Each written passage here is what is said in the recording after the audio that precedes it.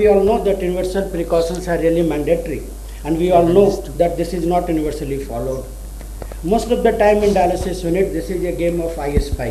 When you go and when the consultants are around, technicians may be on their toes, but on rest of the days, they are the boss. And imagine units like at Balban and Ligar where nephrologists are going once in a week or once in a month.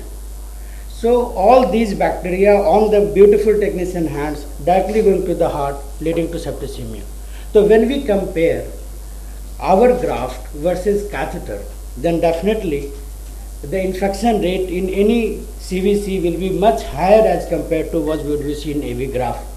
Not only this, mostly this will lead to a stenosis and a hand like this. This is not uncommon to find a swollen hand with lymphedema just because there has been a stenosis of central veins because of prolonged use of venous catheters. This is actually one of our patients. You can see the bad shape the heart has taken. And when the fistula was made, it was actually a good vein, good artery. Surgeon was actually good. The patient was CGHS beneficiary, and to find a surgeon who was ready to operate at CGHS rate, the patient required 4 central venous catheters. And this lymphedema was not because of a bad fistula. This was because of CVC use for a very prolonged period of time, awaiting the fistula maturation after the surgery. After angioplasty, hand definitely improved. But in last 4 or 5 slides, what I am trying to do is that I am trying to prove that out of 3 options, when we compare graft versus catheters, the clear winner is AV graft. So now coming to the next question, that how we compare AVG versus AV fistula. Again, on superficial thought, we all know that AV fistula has longest cumulative patency. It has lowest incidence of thrombosis or infection. It has lowest per patient cost of therapy, and it is also associated with more patient survival. And on the other hand, if you look at the AVG, it has more chances of stenosis, as you rightly mentioned, more chances of thrombosis, more chances of infection, and leading to cost, of course. But the question is that is it really so? What fistula you are dreaming of is the ideal fistula we which usually talk. When we talk about the studies and when we talk about guidelines, we are comparing an ideal fistula with that of AV graft. But AVFs are not without problems. They have slower rate of maturation and they have higher rate of primary access failure. In fact, in best centers in Europe and US also, there would be primary failure and the percentage will be as high as 45%. Up to 50% of fistula will not be good to even start with. And at the end of 1 year, hardly 60 to 65% fistulas are working well. So imagine what we are going to do with your rest of 40 to 35% of patients. So the fistula, which is clearly superior to graft, is the ideal fistula, and the ideal fistula can only be made if you follow the KDOQI guidelines. And that means that you are counseling your patients about RRT, all options, well in advance when your GFR is as good as 30. And when CKD 4 or 5 is there, you already teaching the patient not to have venous samplings, protecting the veins. Not only this, a working graft fistula should be made at least 6 months before starting the hemodialysis, so that there is enough time to assess fistula patency, adequacy, and if need be, then recreation of the fistula. But in reality, just look back and look at your practice. How many of us are bold enough to explain about RRT when your patient has come as a second opinion to you? He has come from all the way from Bihar to PGI Chandigarh to assess the doctor, will kidney will improve. Creatine is 3, you know that patient will require RRT. You are not bold enough to tell the patient about RRT at that point of time. Even if you are bold enough, patient is not bold enough to hear about RRT. Most of the time they will say कि doctor patient को बाहर कर देते हैं, आप हमें समझा दो. And so called the smart guardian is understanding the prospects of RRT. And apart from this, the moment to talk about dialysis, patient thinks that this is the failure of the kidney. So he just want to not listen further. He will go from Chandigarh to Vellore, then to SGPJ, then to somewhere else, and maybe that he just lost the follow-up. and repeated monthly, just going to dietary restriction, repeated monthly sampling from his left hand, the hand which you want to actually preserve. And what actually happens, the same patient which we had seen about 2 years back comes to the emergency in requiring urgent dialysis, and by the time you go to rounds next day, the already emergency dialysis has been given, and the emergency people who was smart enough to put a cannula in the left hand. I looked at my figures. In last 1 month in May, we did about 1850 dialysis on 228 patients, and none of them was having a planned fistula or planned graft. In our setup, fistula rate is 78.5%, graft was just 1.3, and 46 patients actually used CVC. But this figure includes patients of ARF and CRF. When we chose the new entrant into the month of May, there was actually 46 new patients. Out of them, 39 with AKI and 7 with CKD. And out of all these 7 CKD patients who were initiated on MSD, none of them were actually having a fistula from beforehand. And all of them had to be started with a temporary catheter. So what actually happens in real practice is that you put a central line and you plan for a fistula. And when you plan for a fistula, then there leads to uncertainty. Uncertainty on the part of the patient whether he will continue with that MSD, and also uncertainty on the parts of operator. In most of the hospitals, urologists are making fistula, non-nephrologists have started making fistula. In some centers, even the plastic surgeons are, and the moment that surgeon is comfortable doing fistula and he has a name, he stops making fistula. So there is a lot of uncertainty, and this leads to prolonged use of CVC awaiting fistula. So actually what happens, if you consider fistula like a temple, this is like ki mandir ka rasta is through a maikhana. So in order to create an ideal fistula, you are going through the process of central catheters. You are going to the temple but through the bar. So that spoils the entire scenario. So practically that ideal situation never occurs, and that leads to a hand like this. And lot of morbidity, lot of mortality in spite of all those efforts of AVF first and all those things.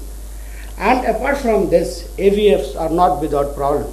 An additional problem with AVF is that they are more difficult to cannulate, especially when they are quite deep.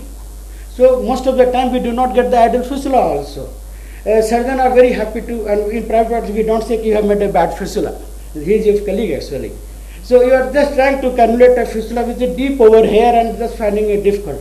And most of the time, one of the technicians is very smart in cannulating. So you have to give him a good increment so you retain that guy with you. But most of the technicians are definitely not as good in cannulating as it should be.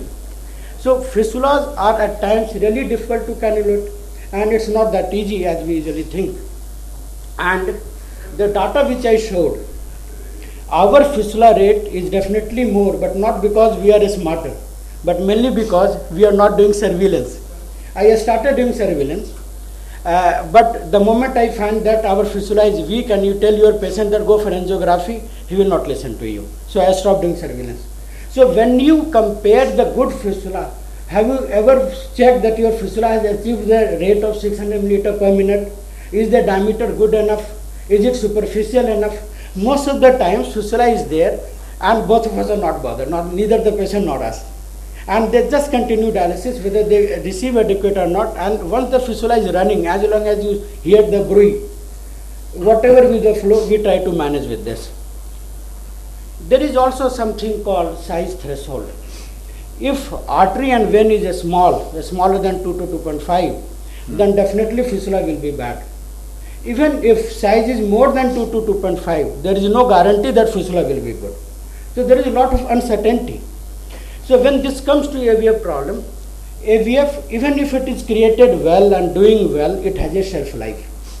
After 4 or 5 years, you may expect that fistula will close, except in few patients where there are good aneurysm, it's a tortuous fistula. But most of the fistulas may fail after 4 or 5 years.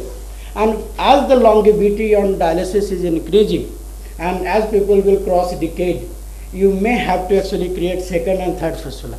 Imagine, suppose you made 4 native fistulas, and after that what? So in reality, problems are definitely there.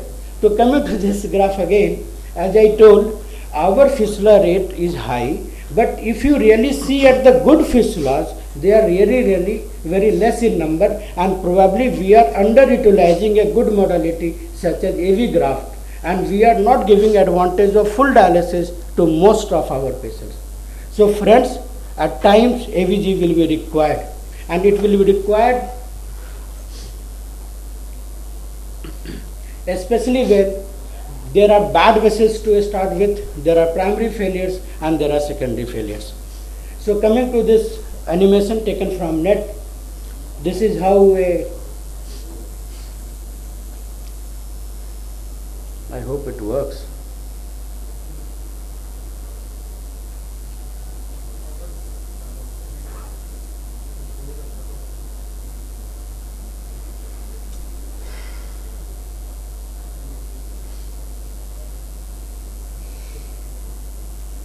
I will just show you the animation. Well, this is not running, but this was actually explaining the way graft is put. This is a good animation. I hope I can show you at the end of this presentation. Normally, it is kept in a loop. There are 2 incisions made, and anastomosis is done. And as there has been improvement in the material design, due to needling, there are less chances of bleeding or hematoma.